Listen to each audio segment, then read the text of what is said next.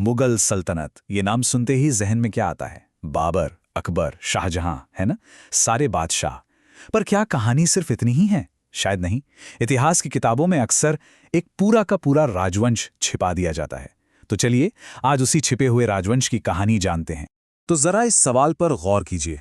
जब भी हम बड़े बड़े साम्राज्यों की बात करते हैं तो हमारे दिमाग में हमेशा सम्राट ही क्यों आते हैं? क्या हो अगर असली ताकत, मतलब जो असल में हुकूमत चला रही थी, वो रानियां हो? क्या ये मुमकिन है कि सल्तनत की बागडोर असल में पर्दे के पीछे से संभाली जा रही थी?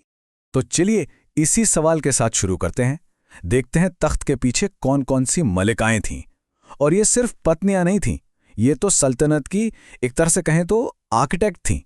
देखिए, बादशाहों के बड़े बड़े खिताबों के पीछे एक पूरी कतार थी इन जबरदस्त महिलाओं की।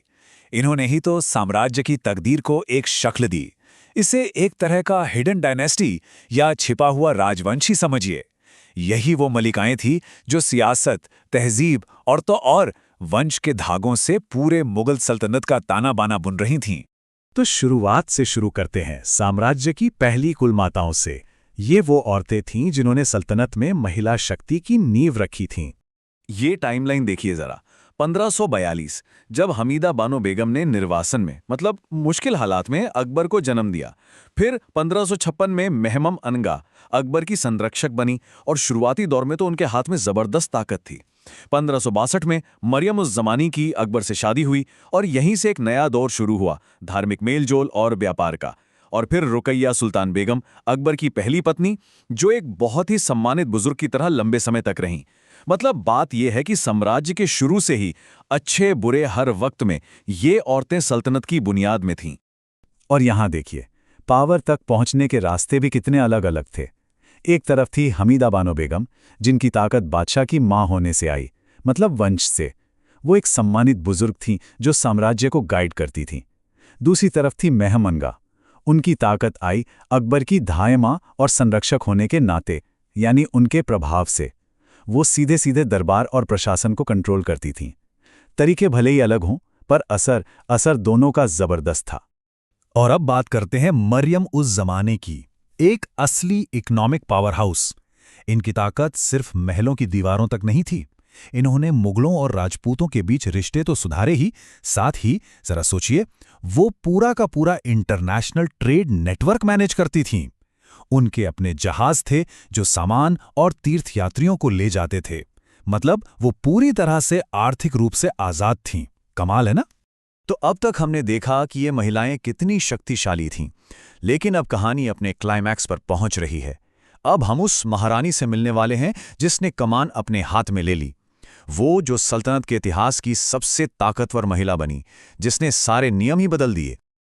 और वो थी नूरजहां, मुगल इतिहास की सबसे शक्तिशाली महिला।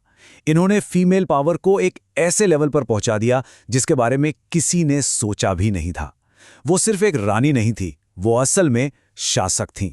ये जो बात कही गई है ना कि वो सहसंप्रभु थीं, नाम के अलावा हर तरह से शासक, ये उनकी ताकत को एकदम सही बताता है। मतलब वो बादशाह जहांगीर के साथ मिलकर राज करती थी, को सॉवरन। कई बार तो उनका फैसला ही आखिरी होता था। तो सवाल यह है कि उनकी अथॉरिटी कितनी थी। देखिए, पहला, वो शाही फरमान जारी करती थी और उनके आदेशों का वजन बादशाह के बराबर होता था। दूसरा, वो सेना की कमान संभालती थी, मिलिट्री स्ट्रैटेजी को डायरेक्ट करती थी। और तीसरा, जो कि सबसे बड़ी बात है, उन्होंने अपने नाम के सिक्के ढलवाए। ये तो संप्रभुता का, मतलब सोवरेनिटी का अल्टीमेट सिंबल है। इससे साफ है कि सल्तनत की असली कमान किसके हाथ में थी। तो सियासत और ताकत की इन कहानियों से अब जरा आगे बढ़ते हैं, एक ऐसी विरासत की ओर जो प्यार और संगमरमर से बनी है। ये कहानी है मुमताज महल की।